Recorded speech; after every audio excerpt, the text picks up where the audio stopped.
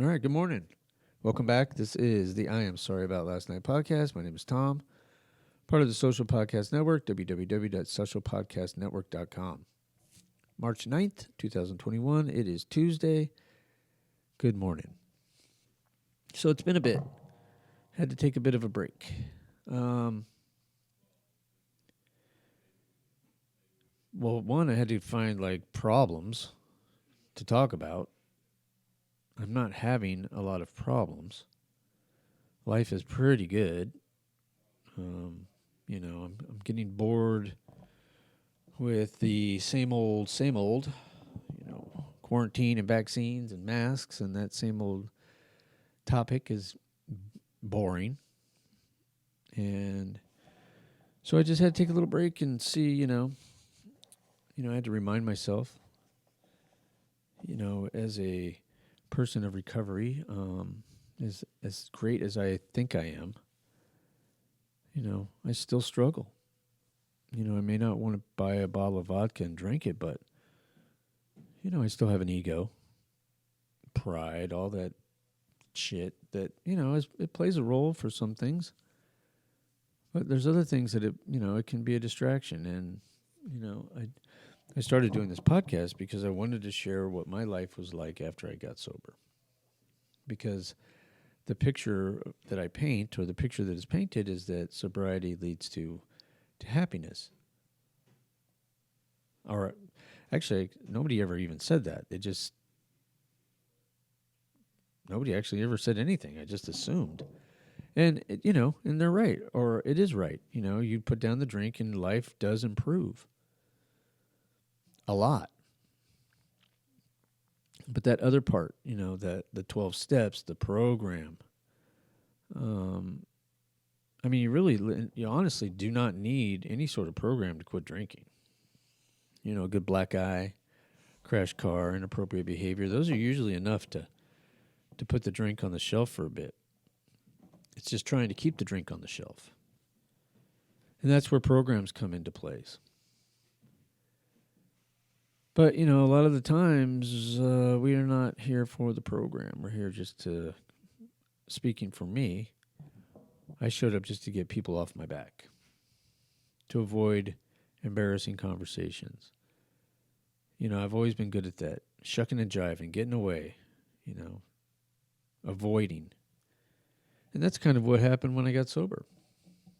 It wasn't like you show up at the welcome center, good morning, welcome. So you have a drinking problem. All right, well, it was a punch in the face at a bar, hiding at a hospital, and then a temporary sponsor. That was the welcoming committee. And you just hope and pray that you surround yourself with enough people to think for you. Because honestly, when I came into the program, I couldn't really think a clear thought. It was clouded by self. It was clouded by what I'm not getting. It was clouded by ego, all that. Look how great. As soon as I quit drinking, I became amazing in my own mind. So, it's a fucking crazy group. So all you can do, fingers crossed, is hook up with a good group of people in a program, whether you want the program or not, to guide you to hopefully a better life. It's tough, and this, sharing and I don't know, but I thought I would talk a little bit. I'm going to share a little story this morning, and so, I don't know where you live, but vaccines are going on, right?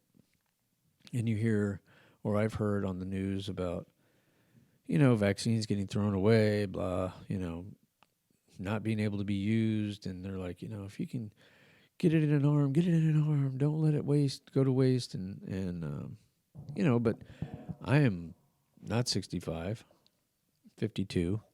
So, and I'm a super supporter of, get everyone over 65 vaccinated first. And I'm fine with that. But as time's gone on, more people are getting vaccine. More people are getting vaccines that are under 65. And you hear about it. Um, you know, I know one person that got theirs and posted it on Facebook, and I was like, God, I had an opinion in my mind, and I'm not going to share the opinion, but it was not very good. Very critical. And I don't know if that's critical because I actually believe that people over 65 should get their shots first, or I'm critical because I can't get mine. And I'm thinking it's more of the first one because honestly, I haven't been that consumed or obsessed with the idea of getting the vaccine. Um, I feel pretty good. I have yet to have a scare. Um, knock on wood. I know that the virus is real. A good friend of mine, just saw him yesterday. He was in the hospital for 10 days with lung problems. So I was, that was really scary. And he's a good friend of mine. So I saw him yesterday and I was like, God, I was worried about you. So I know it's real. But for whatever reason, we've just, I guess, done all the right things because we haven't had anybody. My mom had it, but she was in a nursing home. But my father, everyone in my circle of family and friends, nobody's had the COVID virus except for one person, my sister-in-law, who was a nurse, and she got it early on, and it was it was a tough one for her, but she's okay. But for the most part, we've been fine. So it's not really been on my mind. Well, yesterday, and I'm going to keep this super anonymous because I really, I barely even want to talk about it, but it's something that I'm going through, and yeah, and I think I just want to just share it because it really exposes my ego and my righteousness at times. So like I said, I was very looking down my nose at anybody getting their vaccines before their time. Finagling their way, maneuvering their way. All of a sudden, certain people become frontline workers, and some people who wanted to be frontline workers didn't want to work. It was just a lot of me having opinions about stuff, which I shouldn't. It's none of my business. Well, so yesterday we find out that there is a doctor's office doing the vaccines, and they reach out to a person close to me and tell them that they're doing vaccines tonight, and if they have extra, meaning they take care of all the people that they have scheduled for appointments to get their vaccine, if they have extra, would we be interested? And I'm like, oh my gosh. So I think maybe I don't know, I shouldn't speak for all of us. I know that I was a little skeptical, a little nervous about it. I don't know if that's because I'm nervous about it or because I can't get it. It's just a great face to have. But I was a little nervous. And so I hear from this person, they're like, yeah, if they have extra vaccines, instead of throwing them away, they're going to offer them to people. And they've offered them to us. Would you be interested? And I was like, sure. I mean, if it's between getting the vaccine and it going into the trash can, I'll take the vaccine. But behind in the back of my mind, I'm like, they probably won't even call. I'm sure they have plenty of people that want to get the vaccine. Well, I tell you what, 8:30 the phone went off, and they said, "Listen, if you want to get the vaccine, come on down." And we did.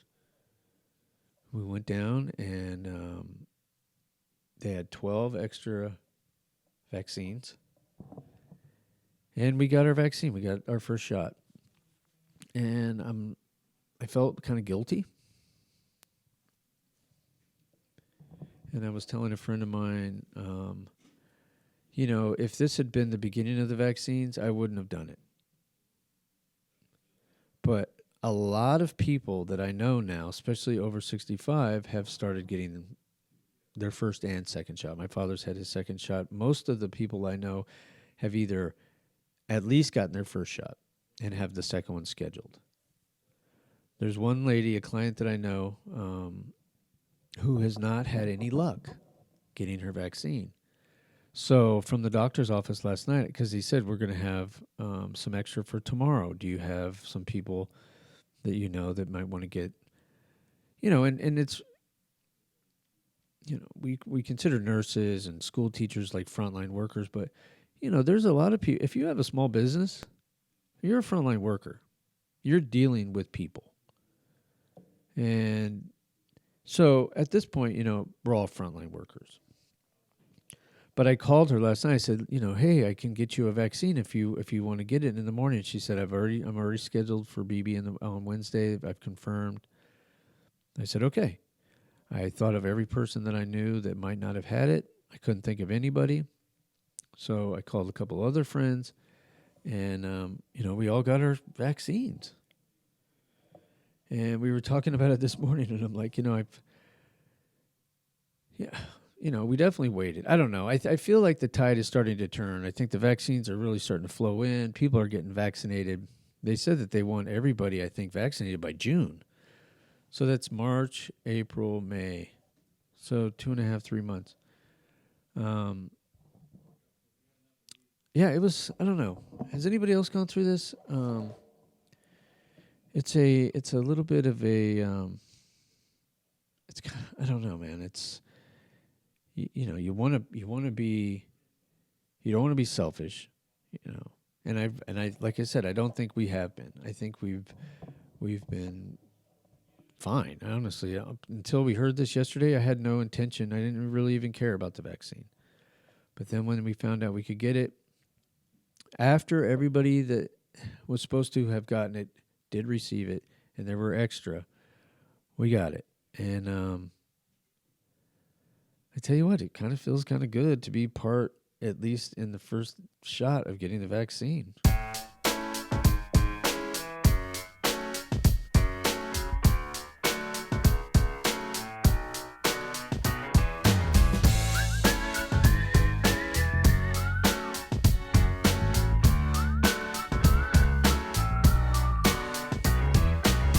I give myself up every day to fight this war with me demeanor. If things had gone another way, now would my grass be any greener? And as I'm struggling on my own, I have to think I'm not alone. Give and take, we catch our breaks, we all learn to survive. Oh, but don't look now, said don't look now, 'cause here we are, living the best days of our lives. Oh, these are the best days of our lives. Oh, I fly around the world to spend my nights with strangers and their lovers. I notice happiness depends on if we share it with each other. So when this craziness is through, I'll spend my happiness with you. Give and take, we catch our breaks, we all learn to survive.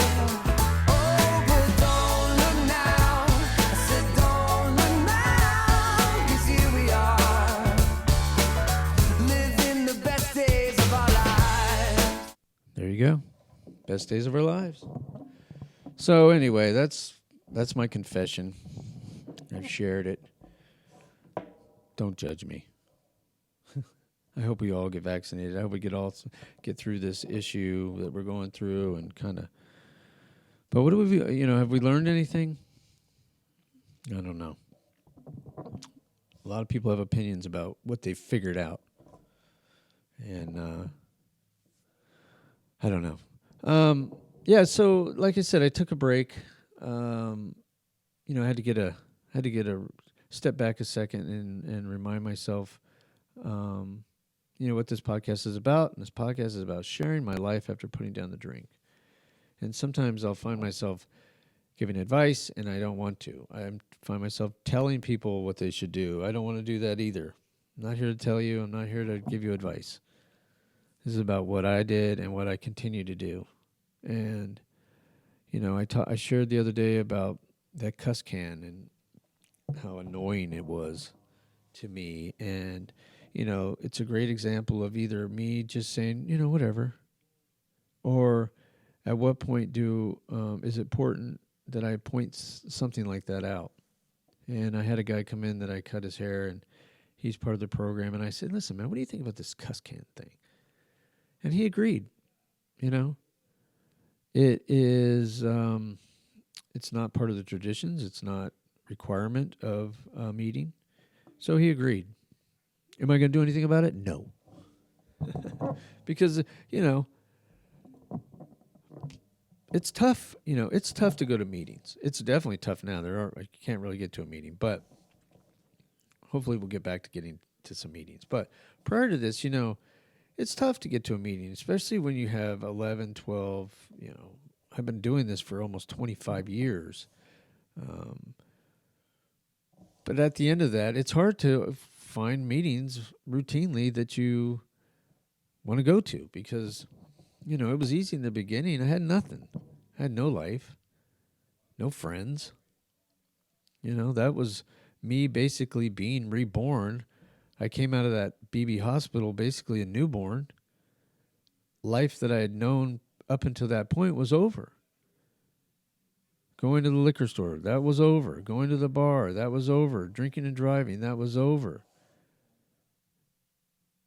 Big, giant, drunken mishap surprises, that's over. Apologizing for my behavior because I drank too much, that's over. This is a new life. And it's almost like, can you imagine being born without a parent?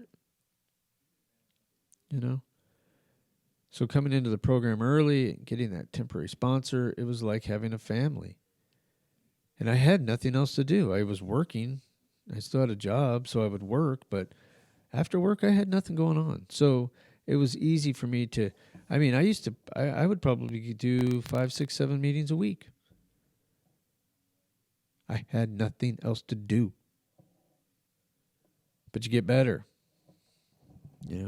Get a girlfriend or a boyfriend or whatever, and you have relationships, and then that starts exposing some of our sides of shit that we need to start addressing. But we didn't come in for that, right? We came in because we just got caught. But that's where you start to find out about that program. And take it or leave it. I would definitely suggest to take it. I've been watching a lot of Gordon Ramsay. I love Gordon Ramsay. And there's like the evolution of Gordon Ramsay. I love like early Kitchen Nightmares in the UK where he's just this young, I think he had 2 Michelin stars, early chef, compassion. Americans hadn't gotten a hold of him yet. Pain in the ass. There's a great documentary on Gordon Ramsay. I think it's on YouTube. It's probably on Netflix. Maybe called The Boiling Point, something like that. It's so good. And you watch a guy like Gordon Ramsay, and he's hardcore. He can be cruel. He's tough. He's mean. He can be physical. He can grab you. And this is filmed in the UK, I don't know, probably 20 years ago, I would imagine, if not 25 years ago. Life was a little different then, I don't think if he put this show out, like we were watching an episode the other day, and he, I was watching that documentary, and at one point he grabs one of his chefs. He's like, "You donkey, you donut," he's like yelling at him, "You fucking idiot," brutal. The guy's like, he clearly wants a career in cooking, so you're going to put up with this shit. But at the same time, they get better, right? Gordon is so abusive and so hardcore and so tough, they become better. And, he's that kind of guy that carries that aura about him, makes you want to be better. Now, I'm sure they're motivated because, you know, if you work under a chef like Gordon Ramsay and you're in that kitchen world, that kitchen life, cooking and chefing, you know, that's it's a great thing on your resume, you know, sous chef or whatever, cooking under Gordon Ramsay for whatever at his restaurant. So, you know, you have to do what you have to do. You have to grind. You have to get your beatings because, you know, on the other side, it'll be worth it. And he's inspiring, you know. And you go, oh, my God, he's so hardcore to these guys. You know, he's so mean. But these guys, when it's all said and done, his fucking kitchen runs like a goddamn Rolex. And then he goes into these shows and he does these, you know, especially I really like the older ones where he was less mean. I mean, he was honest. He was abrupt. He was a bit Kraus. Was that the word? He's not. He's pretty nasty. But at the same time, you want to be better for a guy like that. And if you can find somebody like that in the program, you know, it's tough, but you grow. And, you know, whether it's a temporary sponsor or whatever it is, or even that relationship with a higher power, you know, they say in the beginning, it talks about how you can, you know, make a doorknob your higher power. But when you find somebody that inspires you to be better at, and it's funny because coming into the program, everybody inspired me, right? I was so down in the dumps that I wanted, you know, everybody, look at how this guy's just not drinking. He's got a job. I want to be like that. Oh, look at this guy. He's not drinking. He owns a business. I want to be like that. I mean, I was so at the bottom, I wanted to just be better everywhere. But if you can find somebody, you know, and I always talk about my buddy Matt, who's gone. You know, Matt was like that. You know, he wasn't cruel to me, but he was really honest. And he'd tell me, you're full of shit. And it would hurt my feelings, or he wouldn't answer the phone, and it would hurt my feelings. But his lifestyle, his sobriety, his, you know, him being an example inspired me to want to be better. He was like kind of in a weird way, like a higher power. He had power in his positive behavior. So, you know, you start off with a doorknob, and that's easy because the doorknob doesn't talk back. It doesn't question or judge you. And then you move up to like a temporary sponsor, which was like Ron. And he was you know, he wasn't early sobriety. He had a lot of sobriety, but he was still the guy in the trenches. You know, because 9 out of 10 guys, once you get some time, your life gets better and you come out of the trench. But then you have these guys that are still like with a bunch of time, grinding out a bunch of meetings. Probably not, you know, I don't know why, but for some reason they're still in there. And, you know, that's like a Ron M. who was there and took me to a meeting every day, you know, with 15, 20 years of sobriety, still taking newcomers to meetings every day. And he was inspiring. And then you have a Mike R., who was my second sponsor, who was, you know, he had just a couple meetings he went to, but he was, you know, had a lot of time, knew the big book, and was a great person to kind of go through in my first year, that big book. Oh, yeah, writing it all down, honestly going in one ear, out the other, one eye, out the other, not paying attention, really still trying to appear better than I am. And I think that's where Mike R. was. You know, that was my second sponsor, and I wanted to do everything. And I remember being at a meeting and really liking what he had to say, and saying, I'd love to if you were my sponsor. And he goes, well, do you have a sponsor? And I said, yeah. And he goes, well, you need to let him know. And I was like, oh, I don't want to hurt his feelings, right? Me, right? Self. And he's like, he doesn't care. I'm like, what do you mean he doesn't care? And he didn't. And I told him, he's like, that's great, man. Yeah, absolutely. I'm not here, you know, I don't own you. Just here to take you from one point to the next. And this is where we step off. And so I got, you know, involved with Mike R. and really started working the big book and not having any clue, and would later, you know, have to revisit the whole big book again, or the 12 and 12. But going through my relationship, my sponsorship with him, and then moving, and then, realizing that it was all a big facade. There was a lot of yesing and knowing and yesing and sounds good and going to meetings, but at the same time, not really changing much. But I don't really think I was supposed to. I think I was right on the right path. Moving to Easton, and then, that the lack of being anchored into a program and really working the steps was exposed that I wasn't really anchored at all. And I've shared it. Didn't like the way the meeting was run. Didn't like the way they collected the money. Didn't like anything. And the next thing you know, I got drunk. And couldn't quit.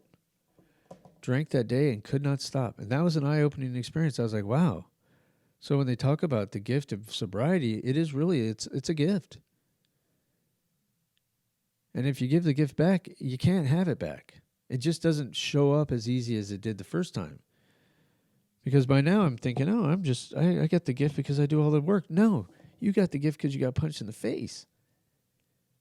You were humiliated, and embarrassed, and ashamed, and that's when you became available.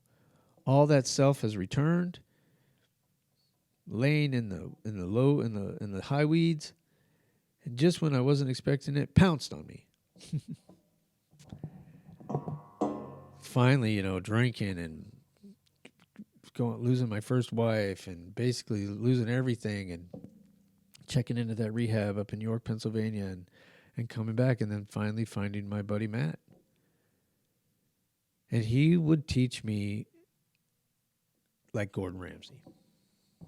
Very, and I only say that in a way that I wanted to impress him, and his way that he taught me would expose that from me. Call me every day. I'm thinking he thinks I'm important. He's thinking I'm not going to call at all. And I started calling and not answering, and I've shared this, but it exposed what a self-centered fucking asshole I am. What a little victim I am. And he would say shit to me that would just fucking wreck me. I remember him inviting us over for dinner. We're going to have dinner on Friday night. You guys want to come? I go, I have to work. Can we do Saturday? And he goes, oh, I'm going to move 9 people because you can't make it? I was like, yeah. No? I mean, that's normal, right? I don't know. But it would be the beginning of the relationship with the higher power. And for a long time I used, Ron M as my higher power. Then I used Mike R as my higher power. Then I used alcohol as my higher power. And then finally, when I got to Matt, he was the last person I would use as a sponsor as a higher power. But I would start seeing like, wow, this is what it means to like have a higher power. I need to treat, whether you call it God or whatever we call it, I need to treat that like I want to impress that higher power like I want to impress Matt, or I want to impress Ron, or I want to impress Mike.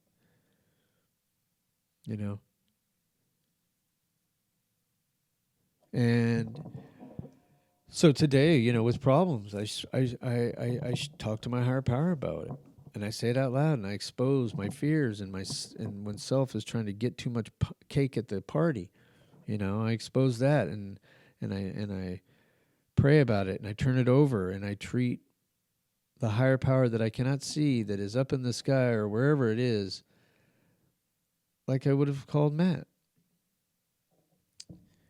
And I'm thankful for all those relationships today. And I just, like last night I was in bed and I was like, every night when I got sober, I used to pray.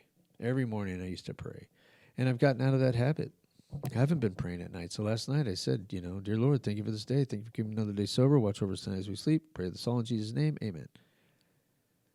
I did ask him to watch over us. Probably shouldn't have. Watch over us if you want. But it's that act of humility. Surrendering the thought, especially now where I'm at a point where, my higher power, I can't see. I have to have faith. I have to surrender and believe. And,